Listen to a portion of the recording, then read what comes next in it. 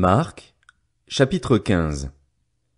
Dès le matin, les chefs des prêtres tinrent conseil avec les anciens, les spécialistes de la loi et tout le Sanhédrin. Après avoir attaché Jésus, ils l'emmenèrent et le livrèrent à Pilate. Pilate l'interrogea. « Es-tu le roi des Juifs ?» Jésus lui répondit. « Tu le dis. » Les chefs des prêtres portaient contre lui beaucoup d'accusations. Pilate l'interrogea de nouveau.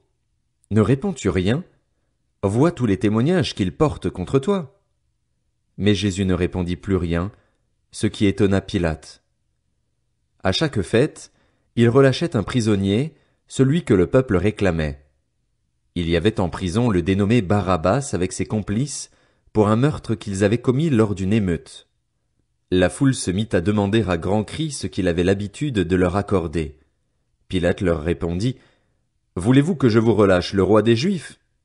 En effet, il savait que c'était par jalousie que les chefs des prêtres avaient fait arrêter Jésus. Cependant, les chefs des prêtres excitèrent la foule afin que Pilate leur relâche plutôt Barabbas.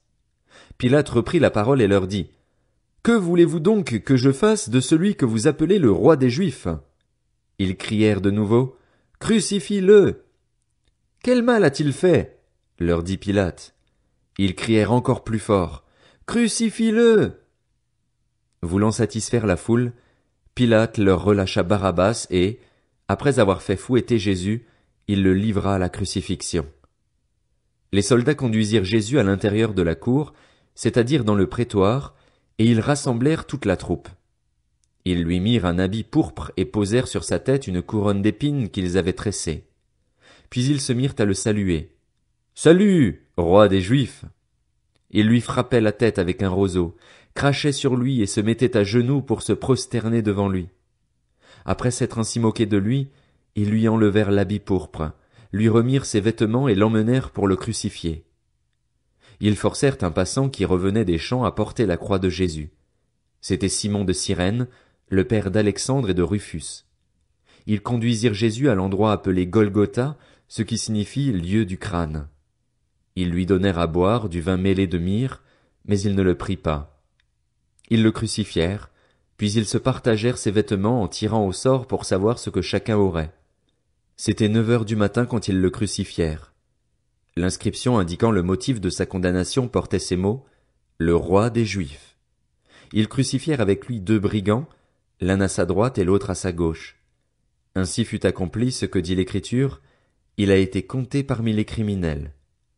Les passants l'insultaient et secouaient la tête en disant, « Hé, toi qui détruis le temple et qui le reconstruis en 3 jours, sauve-toi toi-même, descends de la croix. » Les chefs des prêtres, avec les spécialistes de la loi, se moquaient aussi entre eux et disaient, « Il en a sauvé d'autres et il ne peut pas se sauver lui-même. » Que le Messie, le roi d'Israël, descende maintenant de la croix, afin que nous voyions et que nous croyions. Ceux qui étaient crucifiés avec lui l'insultaient aussi. À midi, il y eut des ténèbres sur tout le pays, jusqu'à 3 heures de l'après-midi.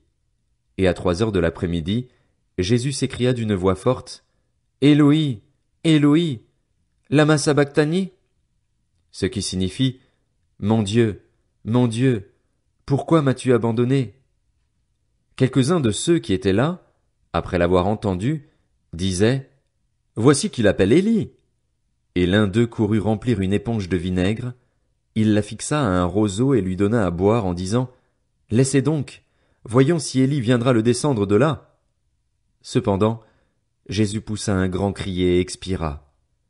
Le voile du temple se déchira en 2, depuis le haut jusqu'en bas. Quand l'officier romain qui se tenait en face de Jésus entendit son cri et le vit expirer de cette manière, il dit, « Cet homme était vraiment le Fils de Dieu. » Il y avait aussi des femmes qui regardaient de loin. Parmi elles était Marie de Magdala, Marie, mère de Jacques le jeune et de Josès, ainsi que Salomé, qui le suivait et le servait lorsqu'il était en Galilée, et beaucoup d'autres femmes qui étaient aussi montées avec lui à Jérusalem. Le soir venu, comme c'était le jour de la préparation, c'est-à-dire la veille du sabbat, Joseph d'Arimathée arriva. C'était un membre éminent du conseil qui attendait lui aussi le royaume de Dieu. Il osa se rendre vers Pilate pour demander le corps de Jésus. Pilate s'étonna qu'il soit déjà mort. Il fit venir l'officier et lui demanda si Jésus était mort depuis longtemps. Une fois renseigné par l'officier, il fit remettre le corps à Joseph. Joseph acheta un drap de lin, descendit Jésus de la croix, l'enveloppa dans le drap de lin et le déposa dans un tombeau taillé dans la roche. Puis il roula une pierre à l'entrée du tombeau. Marie de Magdala et Marie la mère de Joseph regardaient où l'on déposait Jésus.